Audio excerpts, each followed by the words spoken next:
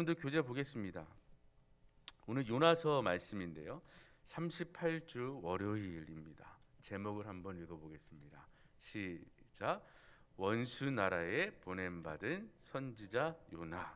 벌써부터 제목에서 뭔가 이상하죠. 요나에게 원수 나라가 있어요.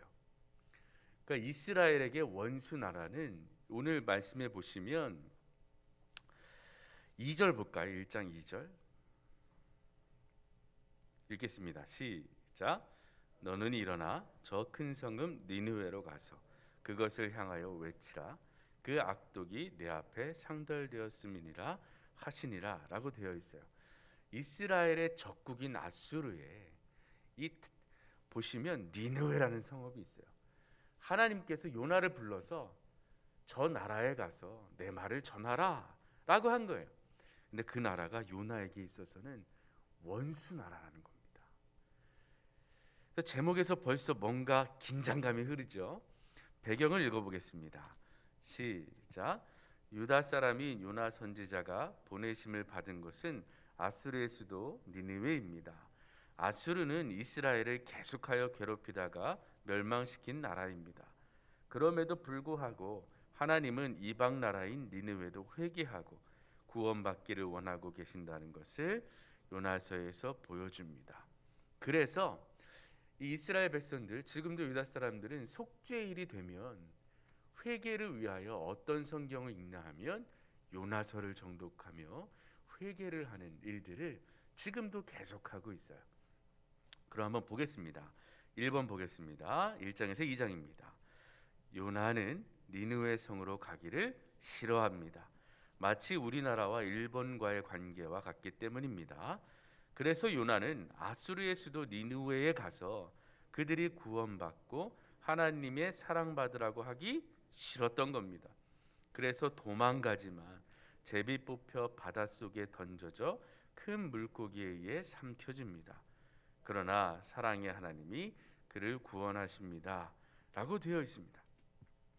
그 하나님의 명령을 받은 선지자 요나는 특이한 행동을 합니다. 3절 보실까요?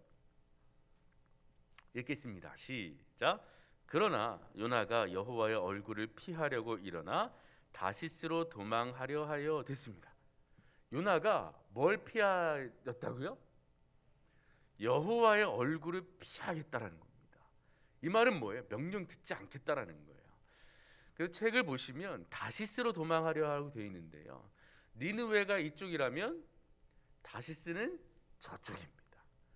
이제 반대편으로 도망가는 거예요. 배 타고.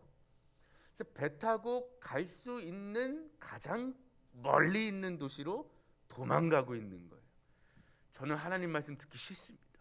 제가 저 나라에 간다고요? 가서 하나님의 사랑을 전하라고요? 저는 못하겠습니다. 도망가는 상황이에요. 그래서 보시면 참 희한해요. 그래서 3절 보시면 다시스로 도망하려 욥바가 항구 도시입니다.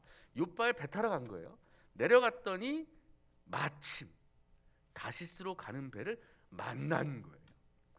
도망치고 있는데 마침 배도 있었어요. 그러니까 타고 가버리는 거예요. 여러분, 여호와 하나님의 명령을 떠나 거부하며 여러분이 어디론가 가고 있는데 그게 마침 잘 될 수가 있어요. 어라? 이거 봐라. 그리고 하나님의 낯을 피하여 도망가는 줄도 모르고 그냥 가는 거예요. 하나님을 잊어요. 그러니까 폭풍 가운데서도 요나가 지금 뭐 하고 있습니까? 배 밑에 들어가서 다른 선원들은 자기 신을 부르며 막 난리를 치고 있는데 요나는 그게 아니에요. 그냥 밑에 가서 자고 있어요. 그 혼란 속에서도 혼자 그냥 그렇게 떨어져 있는 모습을 보게 돼요. 오히려 선원들이 요나를 깨우죠. 우리가 우리 신들에게 부르짖어 봤는데 안 된다. 너도 일어나 내 신에게 한번 구해봐라. 혹시 모르지 않겠느냐? 그렇게 된 거예요. 제비를 뽑았더니 요나 때문인 거래요. 네가 누구냐? 했더니 요나가 신앙 고백을 합니다. 1장 9절입니다. 읽어보겠습니다. 시작. 그가 대답하되 히브리 사람이요 바다와 육지를 지으신 하늘의 하나님 여호와를 경외하는 자로라. 그리고 이 일이 왜 일어났는지도 11절 10절 보시면 알아요. 내가 여호와의 얼굴 피하여 도망가고 있다. 맞다. 나 때문이다. 라고 고백하죠. 그가 고백하는 하나님은 하늘과 바다의 하나님이세요. 그러면 이쯤 되면 요나가 돌이켜야 되지 않겠습니까? 그런데 성경 전체에, 요나서 전체에 드러나는 요나의 반응은 뭐냐 하면 죽겠다라는 거예요. 나를 던지라. 그러면 이 일이 바다가 잠잠해질 거다. 어떻게 되면요? 자기가 죽으면이에요. 회개가 아니에요. 그냥 죽겠다라는 거예요.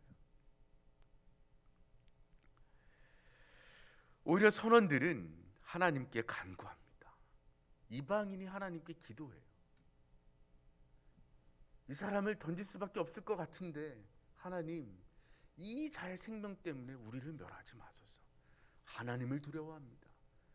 그러나 요나는 하나님을 두려워하지 않습니다. 그냥 죽음을 선택합니다. 그래서 빠졌어요. 2장입니다. 근데 하나님은 그런 요나를 죽게 놔두지 않으셨어요. 하나님은 계획이 있으셨어요. 요나가 필요했어요. 왜요? 보내야 했거든요, 니느웨로. 그래서 큰 물고기를 통하여 그 생명을 살리셨어요. 그래서 2장에 그 살림을 받고 나서 요나가 기도한 기도들이 2장입니다. 감사하대요. 자기 생명을 구해줘서 너무 감사하대요. 6절 읽어보겠습니다. 2장 6절입니다. 시작.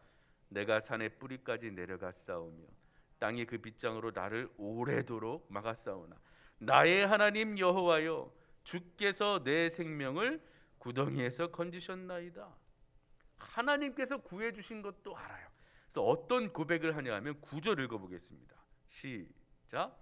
나는 감사하는 목소리로 주께 제사를 드리며 나의 서원을 주께 갚겠나이다. 아주 유명한 고백이에요. 구원은 여호와 하나님께 있습니다. 제가 그걸 지금 알았네요. 왜요? 나를 구원해 주셨으니까. 내 생명을 살려 주셨으니까. 그런데 이 고백이 참 아름다워 보이지만 아직 부족해요. 왜냐하면 3장과 4장을 보시면 구원이 하나님께 속하였던 이 고백이 누구에게 한정되어 있냐면 자기에게 한정되어 있는 걸 보게 돼요. 나는 주님을 알았고 하나님을 알았더니, 하나님을 예배하였더니 저는 구해주셨네요. 감사합니다. 거기서 끝나고 있어요. 3장 보시면 이제 가요. 2번 읽어보겠습니다. 3장입니다. 여러분 교재 2번입니다. 시작.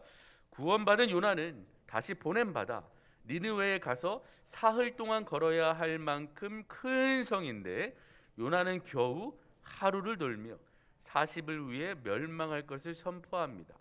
그러자 회개하라고 하지 않았음에도 불구하고 니느웨 사람들은 왕부터 백성들까지 베옷을 입고 금식하며 회개합니다. 그러니 어찌 하나님이 그 회개를 받지 않겠습니까? 라고 되어 있어요. 요나의 마음 상태를 잘 알 수 있는 구절이 바로 4절이에요. 3장 4절입니다. 읽어보겠습니다. 시작. 요나가 그 성읍에 들어가서 하루 동안 다니며 외쳐 이르되 40일이 지나면 니느웨가 무너지리라 하였더니. 어떤 큰 성읍이냐 하면 3절 보시면 사흘 동안 걸어야 돼요.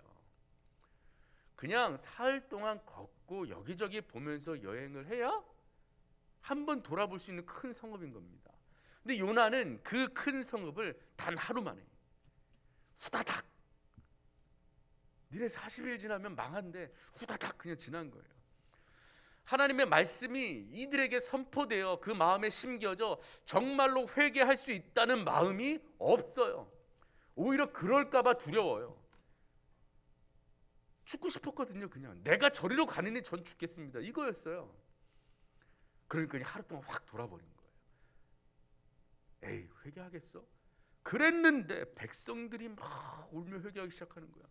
백성들이 왜 그러지? 왕이 전해 들었어요. 그래? 왕도 그 자리에서 일어나 베옷을 입고 금식을 선포하고 가축들까지도 금식하라고 베옷을 입고 막 눈물을 흘려 회개해요. 그랬더니 하나님께서 어떻게 하셨느냐 하면 3장 10절을 읽어보겠습니다. 시작. 하나님이 그들이 행한 것, 그 악한 길에서 돌이켜 떠난 것을 보시고 하나님이 뜻을 돌이키사 그들에게 내리라고 말씀하신 재앙을 내리지 아니하시리라. 하나님께서 마음을 돌이키셨어요. 그러면 그들의 회개가 진정성이 있었다라는 거예요. 하나님의 심판을 선포하실 목적이 여기에 있는 거예요. 뭐예요? 회개에 대한 촉구입니다. 심판이 존재하는 이유는 회개하라는 거예요.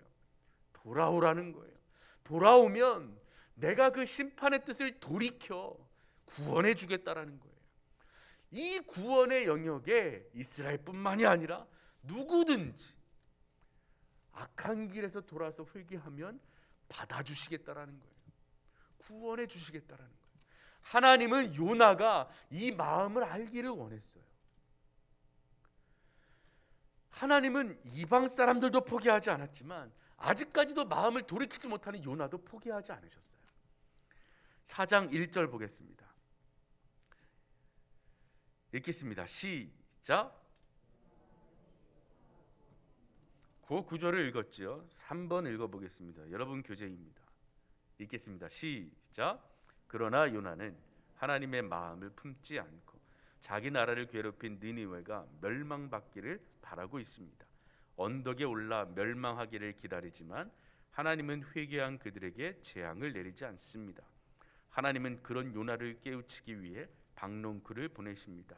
11절 말씀은 하나님의 세상을 얼마나 사랑하시는지 보여줍니다 라고 되어 있어요. 요나가 놀랬어요. 내가 열정을 다하지도 않았는데 이 성읍에 지금 무슨 일이 일어나고 있는 거지? 정말 이들이 회개하네. 이거 봐라. 우와, 하나님 놀랍습니다. 이게 아니에요. 4장 1절 다시 보세요. 요나가 매우 싫어했어요. 성냈어요. 이 원문을 다시 번역하면 마음속에서 악독함이 막 끌어오르고 있는 상태예요. 이게 무슨 일이야? 어떻게 하나님이 이러실 수 있지? 거봐, 내가 이럴까봐 여기 안 온다 그러지 않았어요, 하나님. 이렇게 외치고 있어요. 4장 2절입니다. 읽겠습니다. 시작. 여호와께 기도하여 이르되 여호와여, 내가 고국에 있을 때에 이러하겠다고 말씀하지 아니하였나이까? 그러므로 내가 빨리 다시스로 도망하였사오며 주께서는 은혜로우시며 자비로우시며 노하기를 더디하시며 인애가 크시사 뜻을 돌이켜 재앙을 내리지 아니하시는 하나님이신 줄을 내가 알았음이니이다. 저는 이런 꼴을 보기 원하지 않았어요, 하나님. 제가 그래서 말씀하지 않았습니까? 나는 안 가겠다고요.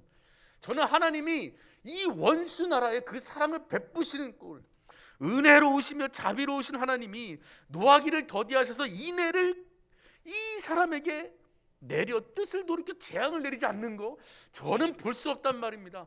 제가 그러지 않았습니까, 하나님? 그런데 지금 그걸 하시네요. 이렇게 외치고 있는 거예요. 마음속에 악독이 끌어올라서. 3절에 보시면 또 죽겠대요. 3절 읽어보겠습니다. 시작. 여호와여, 원하건대